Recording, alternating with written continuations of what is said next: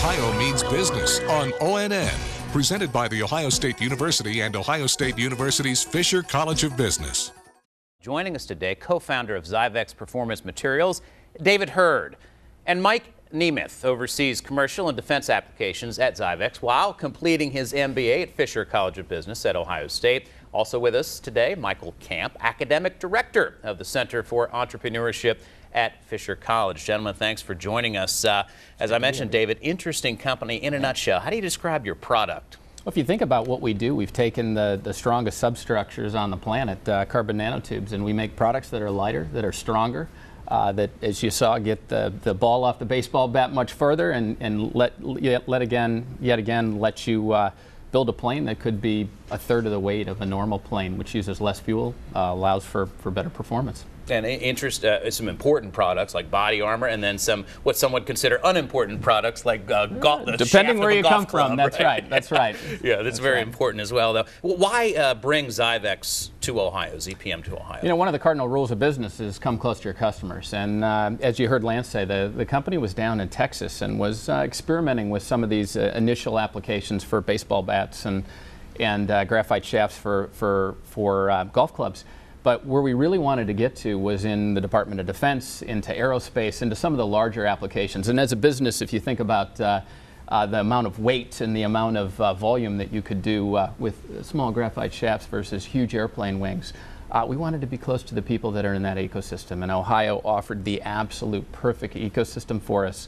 As well as some very attractive funding for small companies, as you know, in a capital-constrained environment. For high-tech companies, we rate pretty high, right? That's right. That's okay. right. We looked at a number of states, and we were actually in a competition. There was somewhat of a bake-off into where to locate the company in Ohio, both in terms of the ecosystem, the dollars, the infrastructure, and honestly, the openness. In terms of bringing a company like ours up to speed was wonderful.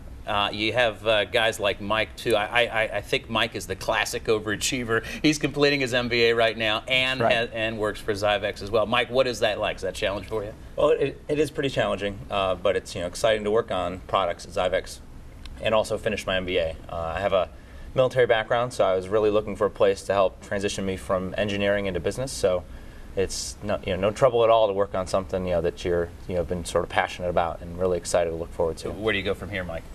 Well, I'm excited to say that I'll be staying on with Zyvex once I finish up my MBA in June, and from there, there's a ton of opportunity for Zyvex to grow here in Ohio. So that's exciting for me and my wife that I can find an opportunity here. It's a great example of how a company works with a university and with the Third Frontier money. Michael Camp, can you tell us how does that Third Frontier program help you? Well, the Third Frontier program is actually instrumental for the state of Ohio, both to attract these kinds of companies to our state, but also to advance the state of technology development.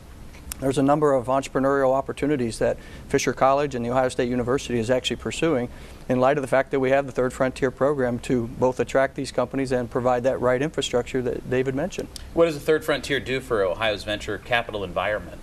Well, the Third Frontier program offers the Ohio Venture Capital Fund, which is part of a massive, for Ohio anyway, a massive effort to bring venture capital to attract these companies. There's about a $150 million fund that's invested in both national and local venture capital firms to fund those kinds of companies, just like Zyvex, from either startup through rapid growth. The key is to help these small companies grow, and you've had experience with startup companies. That's right. What are the particular challenges of a startup company? Well, certainly capital, as Mike alluded to, is a major challenge, and then bringing in other outside investors. And since securing a piece of that Third Frontier RCP grant from the state, we've brought in two strategic investors, very large companies. One from France that's over a $7 billion chemical company as an investor, and another's one of our customers.